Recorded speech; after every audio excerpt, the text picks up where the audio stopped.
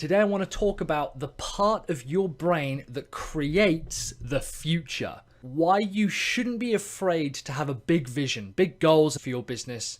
There's a part of the brain unique to humans that we don't use enough, but as business owners and entrepreneurs, we owe evolution the chance to use this part of the brain. Entrepreneurs must nurture this part of the brain like a muscle. I'm not talking around in circles or a metaphor. I'm literally talking about a part of the brain that allows us to be entrepreneurs. When you're an entrepreneur, you have a vision for something you think could be better or different, and the more you use that, the bigger your visions become. Maybe you're struggling with paying the bills and that your income level isn't quite at the height that you want it to be. Maybe you're just struggling to keep your head above water in general. If you're running a business, maybe you feel that nothing seems to be getting better or easier. I certainly know that feeling. For a long time, my business never seemed to grow further than I wanted to. It seemed to be at a stalemate. I do understand that problem. There's also a problem with finding the time to spend on visualization and strategy. We often talk about visualization, we often talk about strategy, but being able to find the time to actually sit down and do that is very difficult, particularly if you're struggling with income, if you're struggling to keep your head above water. It seems like a bit of a waste of time to then think, well, I'm going to go and read a book, or I'm going to meditate, or I'm going to spend some time on the strategy for my business. There's a huge misconception that some people are just born with great visions, with great strategy, with this kind of Herculean view of the world. I often think of Alexander the Great. People have him at this level where he was born into greatness. He was born to do great things. He was born with this vision. I think a lot of people feel that you either have it or you don't. And this is wrong. Your vision for a bigger future is not limited to just a handful of human beings that this was passed down to. That's an excuse given to people. We're going to be talking about the part of the brain that creates vision, creates futures, creates strategy, and the change in the world. So I'm not a neuroscientist. In fact, I'm not a particularly bright person overall.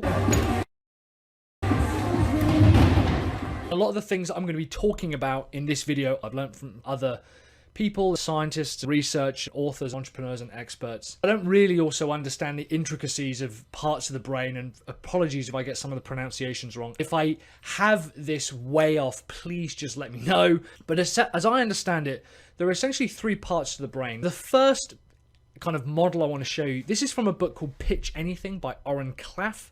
Very, very powerful book.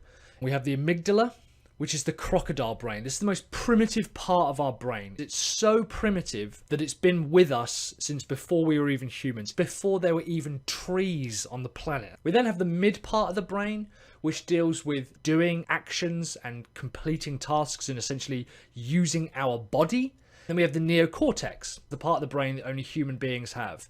This allows us to imagine things that have never happened. It allows us to imagine and create visions in our mind and futures that are impossible to realize. We can imagine scenarios and things that animals can't do. Animals are very good at doing stuff. They can even predict danger or through habits understand what's going to happen, but they can't create imagery in their mind. They can't create futures. Another one that I like is from the book Entrepreneur Revolution by Daniel Priestley. The reptile brain, that's the amygdala. Again, it's essentially escape and survive. That part is based around emotion and survival. The monkey part basically is attracted to drama or recognizes drama, social interactions, as well as understanding things that are familiar and tasks. It likes to do things it knows already. This is, again, the monkey brain.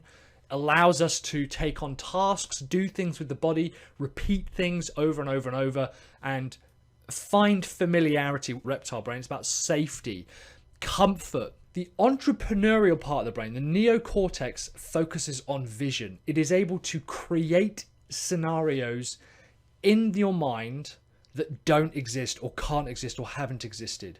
It's able to take things that you can imagine and make them as real as they can in front. This is the part of the brain to do with daydreaming, to do with strategy, to do with vision, to do with what could I change in the world, what could be in the future. The book called Why Nations Fail by Daron Acemoglu, as well as James Robinson, which essentially talks about how the entrepreneurial part of the brain has been used for thousands of years What's really interesting is we look at why has technology come on so far in the last 100 years. It's accelerated at a pace far faster than ever before. People have said, well, it's for one thing or another. The reality is there have been entrepreneurial ideas like similar to the Industrial Revolution, which is essentially production at mass scale without manual labor, using factories and machines. In the Greek times, Roman times, and Turkish times, Babylonian times, the reality is it's usually stamped out by political fear. People who are in charge don't like the idea of the common man using the entrepreneurial part of their brain because they're usually servants to hire. A king doesn't want his servants to come up with ways of making their life easier because they believe that to be the best possible servant and to keep power, remain, other people can't also have power. The reason the Industrial Revolution was so important, and the reason it sprung predominantly from England and then spread over to America and much of Western, there was less power from kings and lords at the time to withhold the ability for people to use the entrepreneurial part of their brain. When people came up with the idea of factories and mass production, there wasn't a lot that kings could do about it. Whereas in many times during more ancient times in human history, kings and lords and rulers and emperors, they could literally just destroy and kill people who had these ideas. It's not uncommon. The book has a lot of examples of people who did come up with ideas that would make farming and agriculture, transport and communication much easier and much faster. And not only were the ideas stamped out because they were worried about losing power, because as soon as common people get more technology, they get more power and they will lose power, they'll lose income. It goes into a huge amount of examples of this, but the person was often killed as well as punishment. This is not new. This is not something we've just come up with. We've been experiencing this for thousands of years, and it's only in the last 100 years, and that's not even across the entire globe, that's most of the globe, we're allowed and encouraged to use that. Our education system has to keep up with that. You have the real chance to exercise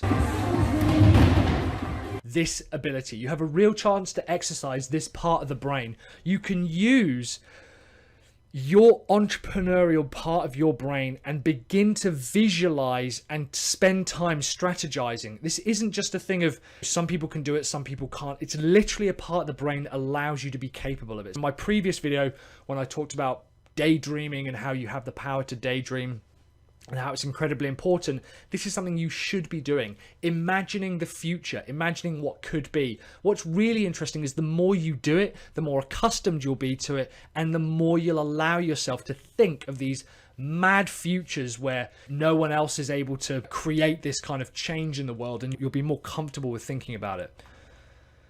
When was the last time that you exercised your vision or the entrepreneur's brain? Let me know in the comments below. I'd love to hear when the last time was that you strategized about something or thought about your vision, or it became clear that you should change something. Have you ever had an epiphany moment or a moment of clarity, maybe when you're walking or you're out and there's no stimulus around you and you're just allowing your brain to churn over these ideas? That's the creative part. That's your neocortex working in overdrive and producing ideas and producing vision for you. Thanks for watching, guys. I've got a couple of videos here. In the meantime, if this video was useful, hit that like button, make sure to leave me a comment and subscribe if you are a funnel builder. I'll see you on the next video. Keep building those funnels.